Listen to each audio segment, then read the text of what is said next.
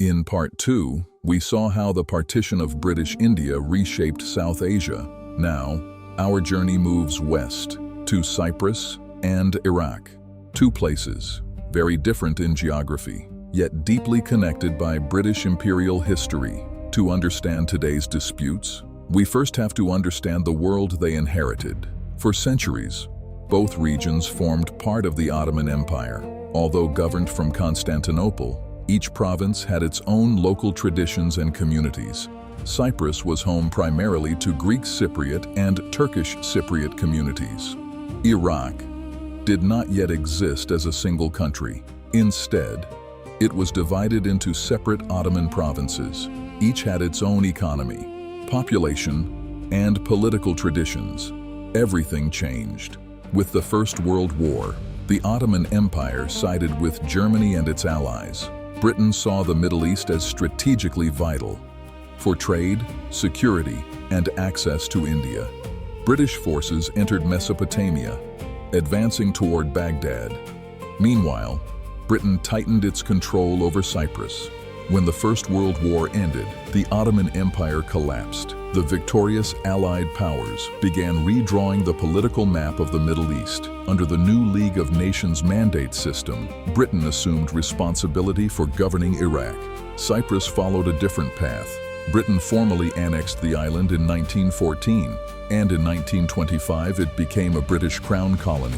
Although Cyprus and Iraq followed different paths, both would soon face a similar question: how should new states be governed after the empire? In Iraq, Britain brought together three former Ottoman provinces. The new country included many different communities with different histories and traditions. Britain chose to govern through a constitutional monarchy. In 1921, Faisal became king of Iraq. Although Iraq had its own government, Britain continued to influence military and foreign affairs. Many Iraqis welcomed reform, others demanded full independence. In 1932, Iraq formally joined the League of Nations as an independent state, yet many challenges remained. Meanwhile, Cyprus followed a very different course. Britain governed Cyprus directly as a crown colony. Most Greek Cypriots hoped for union with Greece, a movement known as enosis. Many Turkish Cypriots feared becoming a minority in a united Cyprus with Greece. Britain attempted constitutional reforms, but agreement proved difficult. Political divisions continued to deepen. By the 1950s, calls for change had become impossible to ignore. In Iraq, the monarchy did not last. In July 1958, army officers overthrew the Hashemite monarchy. The revolution marked the end of Britain's close political influence in Iraq. But political instability continued. Regional rivalries, Cold War politics, and internal divisions all played important roles. Meanwhile, Cyprus was moving toward independence. In 1960, the Republic of Cyprus was established. Its constitution attempted to balance power between the Greek Cypriot and Turkish Cypriot communities. Some believed the system protected both communities. Others believed it was too difficult to govern. Political disagreements soon became more serious.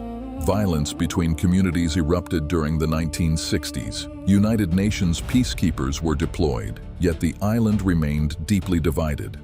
In 1974, a coup supported by the Greek military junta sought union with Greece. Turkey responded with a military intervention, citing its role as a guarantor power under the 1960 agreements. The island became divided, a division that continues today. The events of 1974 remain deeply contested. Different communities remember them in different ways. In Iraq, the decades that followed brought revolutions, wars, sanctions, and new political upheavals. Each generation faced new challenges. Regional politics shaped many global powers, and decisions were made long after the British mandate had ended. Cyprus also remains divided, but everyday life continues. On both sides of the island, the Green Line still separates the island, yet many people continue working toward dialogue and reconciliation. The stories of Iraq and Cyprus are different, yet both reveal how political systems, borders, and constitutional decisions can influence generations. Britain did not determine every event that followed. History is never that simple, but understanding how these states were created helps us better understand the challenges they continue to face today. In Part 4, we'll examine Sudan and Nigeria, two countries where colonial boundaries and systems of administration left another complex legacy.